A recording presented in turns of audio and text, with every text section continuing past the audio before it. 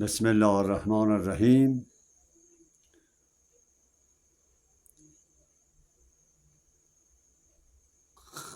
با سلام و عرض ادب خدمت همه شنوندگان عزیز محترم.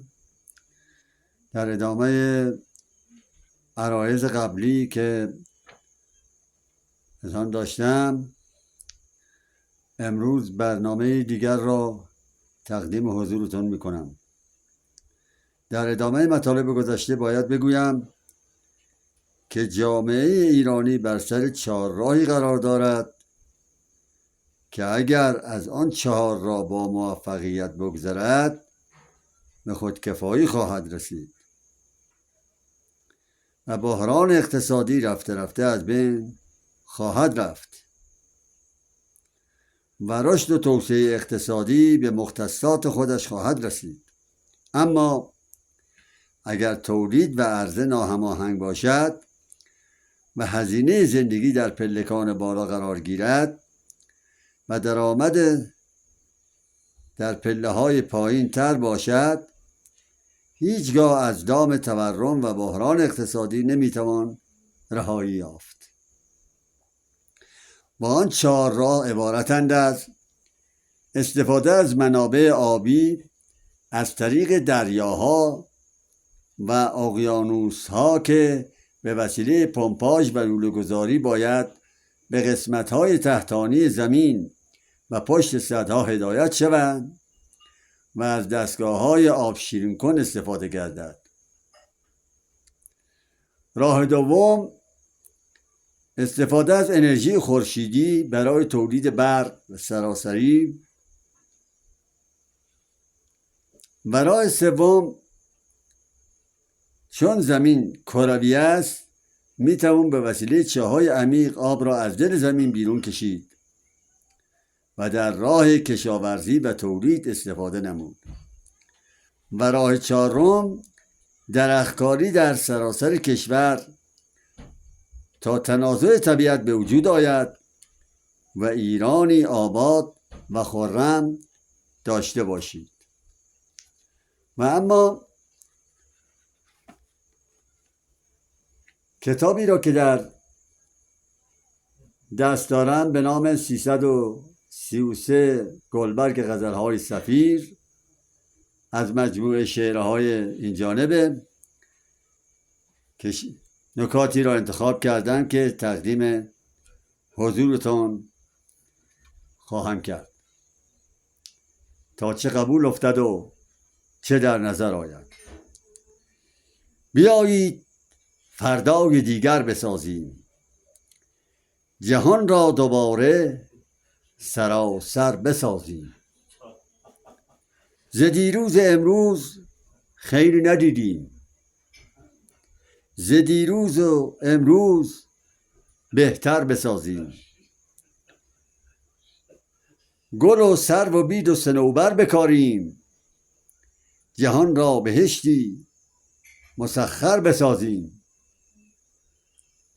چو ویران شود از گزند زمانه، به هر شیوه باشد مکرر بسازیم. زمانه اگر بهترین جای باشد، از آن بهترین جای برتر بسازیم. کبوتر صفت هر کجا پر گشاییم و با بالهای کبوتر بسازیم. بسی پای خود را فراتر گذاریم، به هر جای هستی فراتر بسازیم. سفیر دل آرزومند باشیم، بیایید فردای دیگر بسازیم. و شعر بعدی رو که تقدیمتون میکنم تحت عنوان پلنگ خدعه است. پلنگ خدعه به راه وفا کمین دارد، برای طعمه خود قصد آن و این دارد. کجاست رستم درد آشنای غیرتمند، که در برابر او مشت آهنین دارد. کجاست آن که گشاید در بهشت وفا، که نقش عاطفه بر خاتم و نگین دارد. کجاست یار نوازشگر سرادق مهر که در تسلی ما زلف عنبرین دارد. ز بیم و وحشت چنگیزیان نیاسایم چو عزم و غارت دلهای ما چنین دارد. مگر که چشمه خورشید زندگی خون است که خون دل به سبوی من حزین دارد. می الست ننوشد کسی که زهر جفا به کام غمزدگان از عناد کین دارد. هر آن که باغ دهد بیشمار انگورش کنار خویش غلامان خوشه چین دارد. رهین خاطر کار است و دست کارگری چرا به خدعه دل کارگر غمین دارد. چرا به خدعه دل کارگر غمین دارد. مصیبت است بر آن بینوا کشاورزی نه آب دارد و نه خانه نه زمین دارد. دریغ صحبت یاران نمی کند تأثیر. دریغ صحبت یاران نمی کند تأثیر.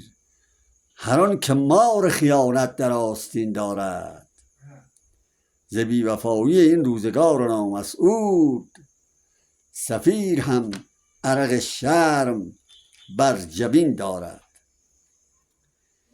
و اما این ترانه سفیر راه آشنایی را با صوت تقدیمتون میکنیم.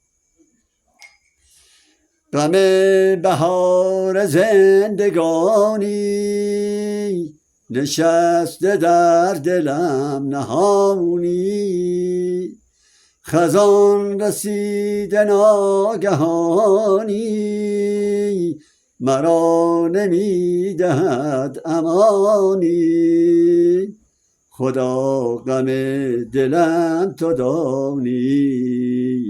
خدا غم دلم تو دانی.